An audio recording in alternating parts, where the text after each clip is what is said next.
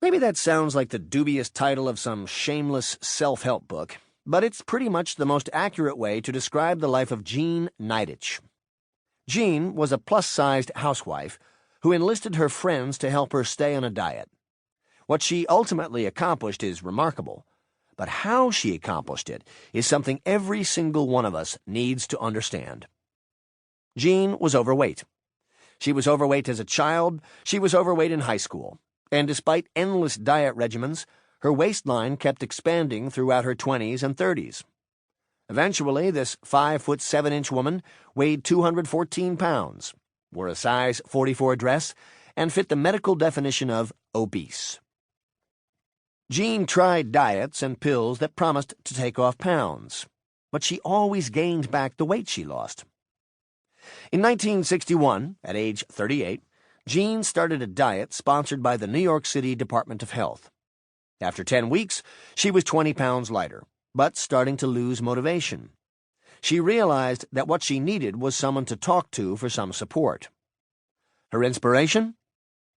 Since she couldn't get her pals to make the trek with her to Manhattan to sign up for the official health department regimen, she brought the science of the program to their living rooms in Queens. Jean and her friends would all lose weight together. Out of those first meetings grew Weight Watchers, today widely recognized as one of the most effective weight loss programs in the world. Nidetch's idea was simple. Losing weight requires a combination of dieting and peer support. She held weekly meetings with weight check-ins and goal setting to promote accountability, coupled with honest, supportive conversation about the struggles, setbacks, and victories of losing weight. Eventually, Nidetch, who'd lost 72 pounds, rented office space and started leading groups all across New York City. In 1963, she incorporated. The company went public in 1968 and was sold to H.J. Heinz in 1978. In 1999, Weight Watchers was again resold to a unit of the company, Artal Luxembourg. As of 2007, Weight Watchers International had retail sales of over $4 billion, from licensees and franchisees, membership fees, exercise programs, cookbooks, portion-controlled food products, and a magazine. Nidetch retired in 1984, leaving behind a legacy that has saved the lives of literally millions of men and women. As the company's current CEO, Dave Kirchhoff, notes, though the science of weight loss has evolved over the years, the core of Jean's program, support and accountability, has remained a constant. What's so extraordinary about all that?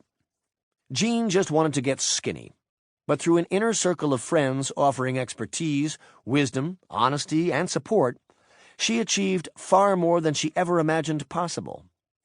Jean discovered what the great leaders and peak performers throughout history have always known. Exceptional achievement in work and life is a peer-to-peer collaborative process. Behind every great leader, at the base of every great tale of success, you will find an indispensable circle of trusted advisors, mentors, and colleagues. These groups come in all forms and sizes and can be found at every level and in nearly all spheres of both professional and personal life. But what they all have in common is a unique kind of connection with each other that I've come to call lifeline relationships.